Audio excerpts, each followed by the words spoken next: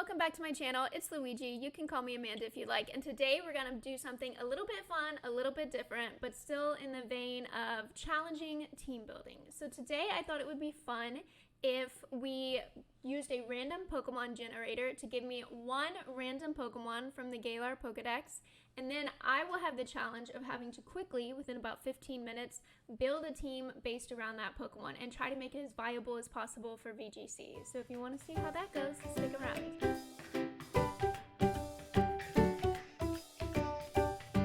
Okay, so we've got a random Pokemon generator up here. I've chosen to generate just one Pokemon instead of an entire team. I've chosen fully evolved since that's going to be the most helpful for making a viable team. We're going to get rid of just the cosmetic forms. We're going to do only Generation 8, and we're going to choose any type we want. So I'm going to go ahead and click the button, and we'll go with whatever Pokemon is generated here. Okay, so we've got Dynamax Copperajah. So this could be a super cool, interesting Pokemon to use. So what I'm going to do is I'm going to switch over to Showdown, and we're going to go ahead and try to build a team here. Okay, so first Pokemon, of course, we've got Dynamax Copperajah, and our options for abilities are either Heavy Metal, where the Pokemon's weight is doubled, or Sheer Force. Now, Sheer Force is kind of cool because all of the attacks with secondary effects will have 1.3 times power, but those effects will not happen. So we're going to stick around with Sheer Force, I think, not Heavy Metal.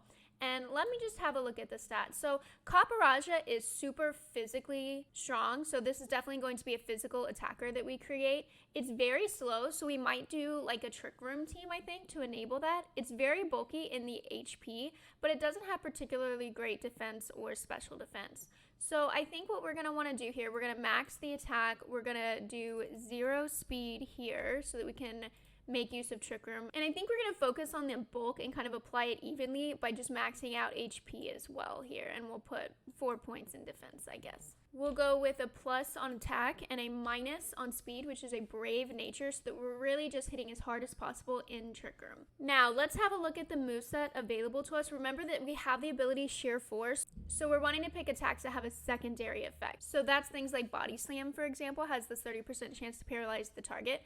With Sheer Force, it will do 1.3 times the 85 base power, but there will be no chance to paralyze the target. Now, something to keep in mind here, I think, before we choose our moveset is that Sheer Force does not apply to Dynamax moves. So because we're using Sheer Force as our ability, we are not going to want to Dynamax Copperajah very often. So the fact that it's a Gmax Copperajah doesn't really mean anything for us because we're not going to make use of those additional Gmax effects.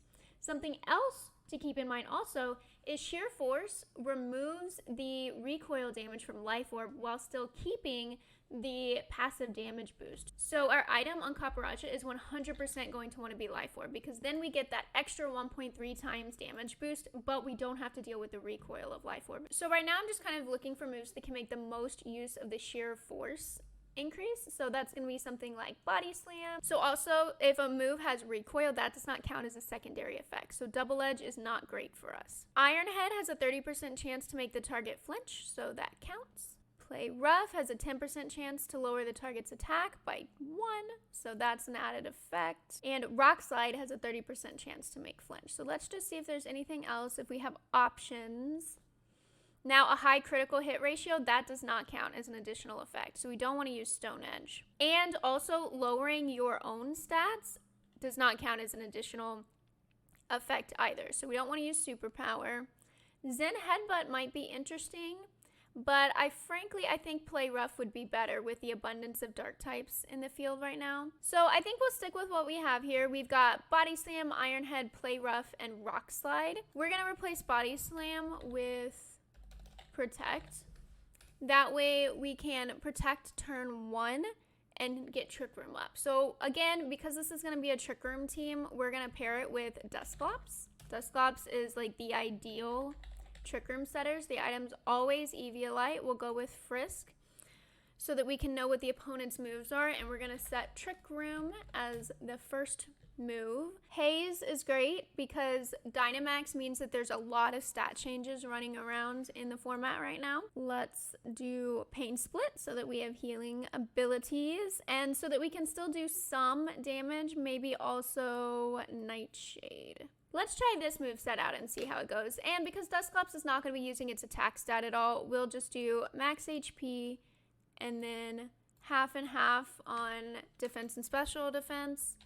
We'll do plus special defense minus speed, and 0 speed as well, because again, we're doing a trick room team here. I'm actually gonna lower the special defense just a little bit. I want our defense and special defense just as even as I can get it, I think. Let's see what other Pokemon we can make use of trick room with. Maybe Amoonguss would be great. Amoonguss also has the ability Regenerator. So when you switch Amoonguss out, it gains all of its health back. So we'll do a Koba Berry here for the item, because there's tons of flying type Pokemon around. We'll do Protect, Spore, Rage Powder, and Sludge Bomb. Max HP, we'll give it we'll do max HP, max special attack actually. We'll do again 0 speed because this is Trick Room. And we'll do plus special attack minus speed. Now, we also need some Pokemon that are going to be good for us outside of Trick Room. So I'm thinking we do some kind of more hyper-offensive, fast Pokemon that we can keep in the back for when Trick Room is gone to help us kind of finish out the game. We also still need a Dynamax Pokemon, so maybe something that can work well under Trick Room or not. So I'm thinking maybe we do like Tyranitar.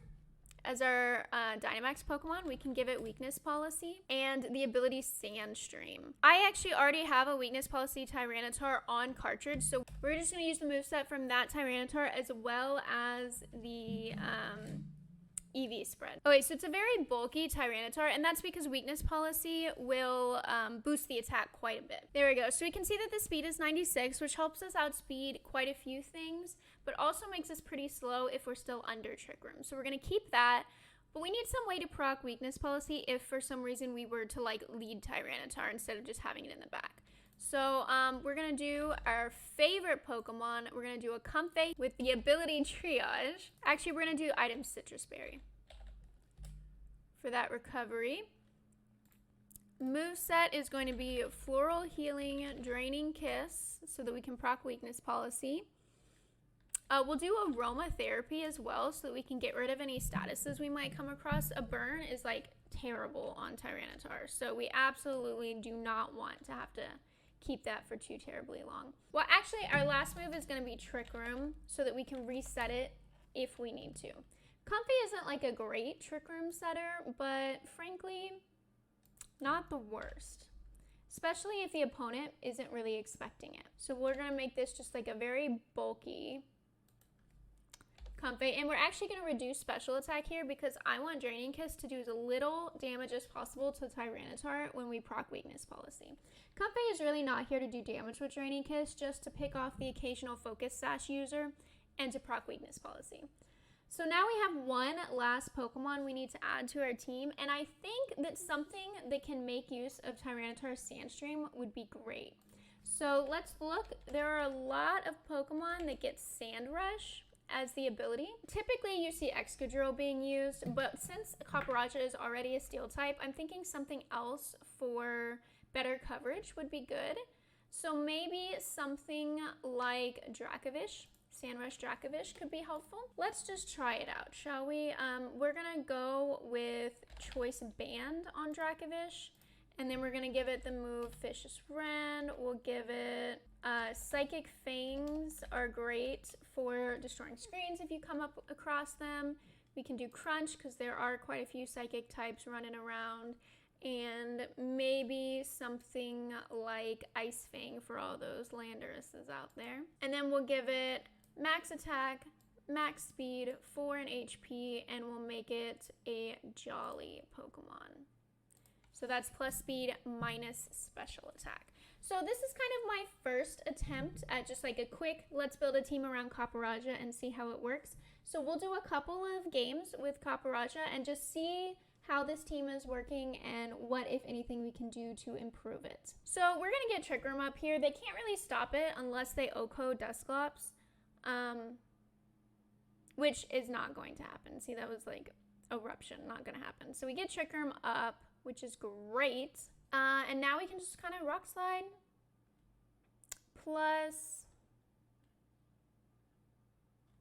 Haze to get rid of our attack drop.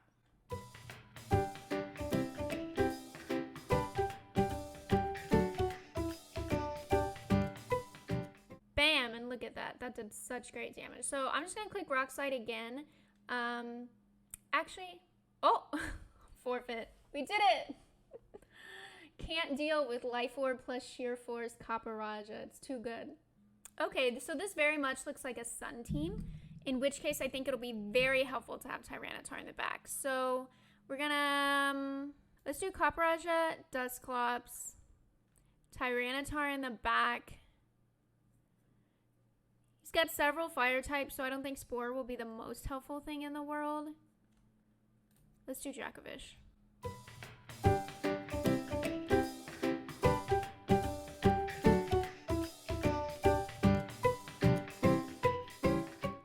Whimsicott has a Focus Band? Why? What does Focus Band do? Hold on.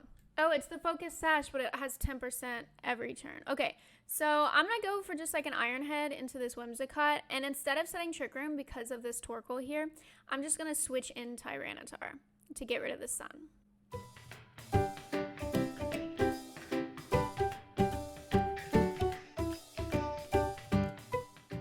Okay, so that Torkoal is actually faster than me, which is interesting because if it was a men speed Torkoal, it shouldn't be. So it looks like this Torkoal was kind of built to be outside of Trick Room, which is definitely interesting.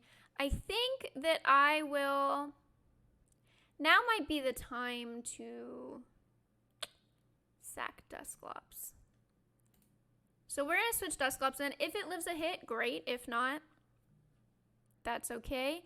Time to Dynamax, I think, and then we'll go for a Knuckle onto Urshifu. Black Glasses. This is such an interesting team. Okay, so he procs my weakness policy, which is just like, bam, great, love it, you're dead now. Perfect. Body press onto the Copperajah, but it doesn't work because I switched in Dusclops. Even better.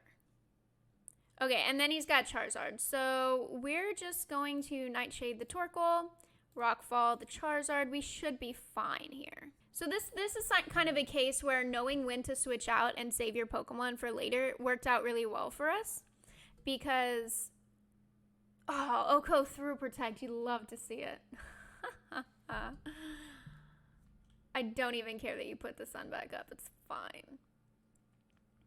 Yeah, so let's just like Nightshade again. Rockfall. Should get it done. So yeah, so this is kind of a case where sometimes knowing when to switch Pokemon so that you can kind of like save them for later can be really helpful. Now, we didn't end up having to use Copperajah later, but it was great that we had it. So I hope y'all enjoyed this video. Feel free to leave a comment down below if you have anything to tell me. And if you want to see more videos like this, make sure to like this video so I know about that. And subscribe to the channel so you can see my next one. See y'all later. Bye!